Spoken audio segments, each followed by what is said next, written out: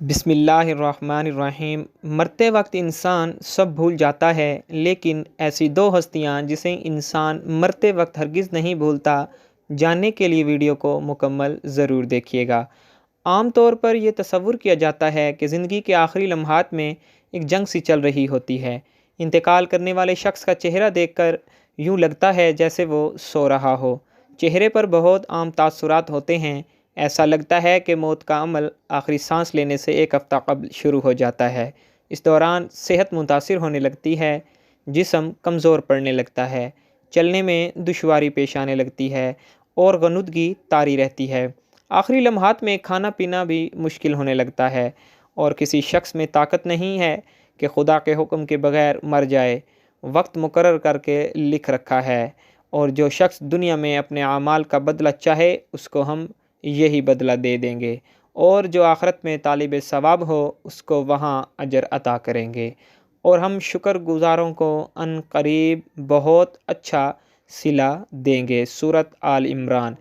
مرتے وقت انسان کے دل و دماغ سے ہر چیز نکل جاتی ہے، سب کچھ بھول جاتا ہے، اپنا مال و دولت، محل، عزیز و اقارب، رشتہ دار، سب کچھ بھول جاتا ہے، مگر مرتے وقت انسان دو لوگوں کو بہت زیادہ یاد کرتا ہے۔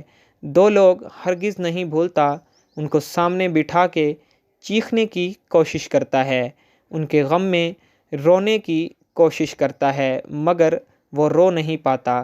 حضرت مولانا جلال الدین رومی رحمۃ اللہ علیہ فرماتے ہیں، میرے محلے میں ایک شخص زندگی موت کی جنگ لڑ رہا تھا، مرنے والا تھا، موت کے بالکل قریب تھا۔ لوگ میرے پاس آئے، بولے حضرت ہمارا ایک شخص مرنے والا ہے، آپ آئیں انہیں کلمہ پڑھنے کی تلقین کریں، قرآن پڑھنے کی تلقین کریں۔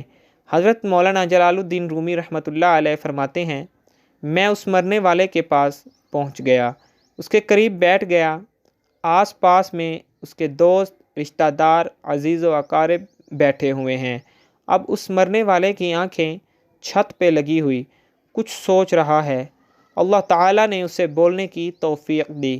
وہ رو کر کہنے لگا، میرے بچے کہاں ہیں؟ اس کو نہ کمایا ہوا مال یاد آیا، نہ دولت یاد آئی، نہ عزیز و اقارب، یہاں تک کہ اسے ماں باپ بھی یاد آئے۔ بس وہ کہتا ہے میرے بچے کہاں ہیں؟ بچے دوڑ کر آئے، ساتھ میں بیٹھ گئے۔ پھر کہتا ہے میری بیوی کہاں ہے؟ بیوی دوڑ کر آئی اور ساتھ بیٹھ گئی۔ اب کہتا ہے تمہیں دیکھ کے میرا دل رو رہا ہے، سوچ رہا ہوں کہ میرے مر جانے کے بعد میرے بچوں کا کیا بنے گا۔ انسان جب مرتے وقت بچوں کو دیکھتا ہے تو اللہ تعالیٰ جب اسے دیکھنے کی توفیق دیتا ہے تو ہمت دیتا ہے۔ جب آخری بار بچوں کو دیکھتا ہے تو وہ یہ بھول جاتا ہے کہ میرے مرنے کے بعد میرا کیا بنے گا۔ یہ سوچتا ہے کہ میرے مرنے کے بعد میری اولاد کا کیا بنے گا۔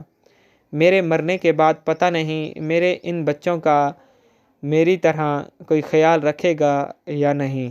اس کی آنکھیں رو رہی ہیں۔ بیوی کو نصیحت کرنے لگا، میں تو دنیا چھوڑ کے جا رہا ہوں، مجھ پہ ایک احسان کیجیے گا کہ میرے ان بچوں کو قرآن مجید کی تعلیم لازمی دیجیے گا۔ ان کے منہ سے نکلا اللہ کا نام میری قبر کو روشن کر دے گا اور مجھے جہنم کی آگ سے، اللہ تعالیٰ کے عذاب سے دور کر دے گا۔ ان کو دین کی تعلیم ضرور دلوانا۔ ایک واقعہ ملاحظہ فرمائیں۔ حضرت سیدنا موسیٰ علیہ السلام کا ایک قبرستان سے گزر ہوا۔ آپ علیہ السلام نے دیکھا کہ قبرستان کی ایک قبر کے اندر مردے کو دردناک عذاب دیا جا رہا ہے۔ مردہ عذاب میں مبتلا ہے، اس کی قبر جہنم کے گڑھوں میں سے گڑھا بنی ہوئی ہے۔ مردہ عذاب میں مبتلا ہے، چیخو پکار کر رہا ہے۔ حضرت سیدنا موسیٰ علیہ السلام آگے چلے گئے۔ کام کرنے کے بعد واپسی جب اسی راستے سے گزر ہوا تو آپ نے دیکھا وہی جہنم میں جلنے والا شخص جس کی قبر میں عذاب دیا جا رہا تھا، اب وہ شخص جنت میں ٹہل رہا ہے، اس کی قبر جنت کا باغ بنی ہوئی ہے۔ آپ علیہ السلام نے دونوں ہاتھ اٹھائے، عرض کی، میرے مالک، تھوڑی دیر پہلے میں یہاں سے گزرتا، یہی قبر جہنم کے گڑھوں میں سے گڑھا بنی ہوئی تھی۔ تھوڑی دیر کے بعد یہ جنت کے باغوں میں سے ایک باغ کیسے بن گئے؟ اللہ تعالیٰ نے فرمایا، موسیٰ، یہ شخص جب مرا تھا، مرنے سے پہلے اپنی بیوی کو حاملہ چھوڑ کے مرا تھا۔ بیوی کا ایک بیٹا پیدا ہوا، بچہ آج چھوٹا کل بڑا، تھوڑا سا بڑا ہوا تو اس کی بیوی بچے کو مسجد میں بھیجا۔ معلم صاحب نے اس کے بچے کو بسم اللہ الرحمن الرحیم پڑھائی۔ جب اس کے بچے نے بسم اللہ پڑھی تو موسیٰ، مجھے حیا آئی کہ اس کا بچہ میرا نام لے اور میں اپنا نام لینے والے بچے کے باپ کو جہنم میں ڈالوں، یہ میری رحمت گوارا نہیں کرتی۔ اس لیے ہمیں چاہیے کہ اپنے بچوں کو قرآن مجید کی تعلیم دیں۔ اگر تم چاہتے ہو کہ تمہاری قبریں روشن ہوں، عذاب تمہارے قریب بالکل نہ آئے، تو اپنے بچوں کو قرآن مجید کی تعلیم دینا۔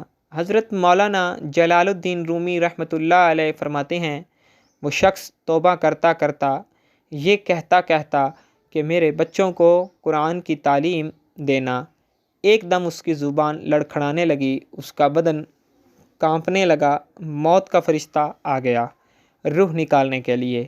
فرماتے ہیں جب انسان کی روح نکلتی ہے تو اس کا منہ کھل جاتا ہے، دونوں ہونٹ ایک دوسرے سے جدا ہو جاتے ہیں۔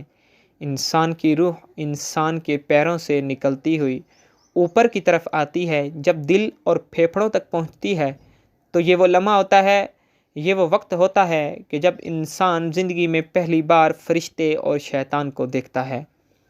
یہ وہ مرحلہ ہوتا ہے جب انسان کے ایک طرف شیطان اس کے کان میں غلط مشورہ ڈالتا ہے اور دوسری طرف اس کی زبان سے اس کے عمل کے مطابق الفاظ نکلنے لگتے ہیں۔ اگر انسان نیک ہوتا ہے، نمازی ہوتا ہے، عبادت گزار ہوتا ہے، تو پھر اس کا دماغ اس کی زبان کو کلمہ پڑھنے کی تلقین کرتا ہے، درود پڑھنے کی تلقین کرتا ہے، اور اگر انسان نیک نہیں ہوتا تو پھر اس کا جو دماغ ہوتا ہے وہ عجیب سی غیبت کا شکار ہو جاتا ہے اور انسان شیطان کے مشورے کو قبول کر کے بیٹھتا ہے۔ جب انسان شیطان کے مشورے کو قبول کر بیٹھتا ہے پھر کوشش کرتا ہے کلمہ پڑھنے کی، لیکن وہ کلمہ نہیں پڑھ پاتا۔ ناظرین، آج ہماری آنکھیں کھلی ہیں، آج ہماری سانسیں چل رہی ہیں، اس سے پہلے کہ یہ وقت گزر جائے، یہ زندگی کے لمحے میرے اور آپ کے لیے غنیمت ہیں۔ آخرت کے لیے کچھ اکٹھا کر لو، مرنے سے پہلے پہلے قبر کی روشنی بنا لو۔ معلوم نہیں پھر فرصت ملے یا نہ ملے، معلوم نہیں پھر یہ زندگی کے لمحے ملیں یا پھر نہ ملیں۔ اللہ پاک ہم سب کو عمل کی توفیق عطا فرمائے اور ہمارا خاتمہ ایمان پر فرمائے، آمین ثم آمین۔ ناظرین، کمنٹ باکس میں ایک بار اللہ تعالیٰ کے 99 ناموں میں سے ایک نام ضرور ٹائپ کیجیے۔